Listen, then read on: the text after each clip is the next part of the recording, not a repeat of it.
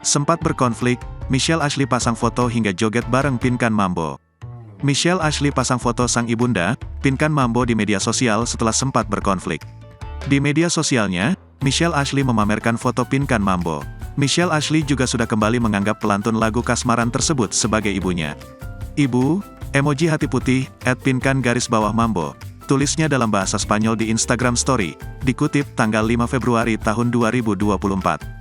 Bukan hanya pasang foto Pinkan Mambo, mereka juga diketahui membuat video TikTok bareng. Keduanya terlihat kompak berjoget mengikuti alunan musik.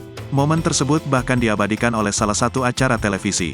"Au, jadi sekarang udah baikan nih," tulis akun Pagi-Pagi Ambyar dan menandai akun Pinkan Mambo serta Michelle Ashley.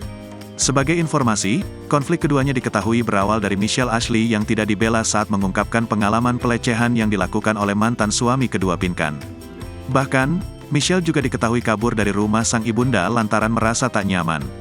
Belum cukup, Dara 17 tahun ini pun sempat tak merestui pernikahan sang ibunda dengan Arya Han.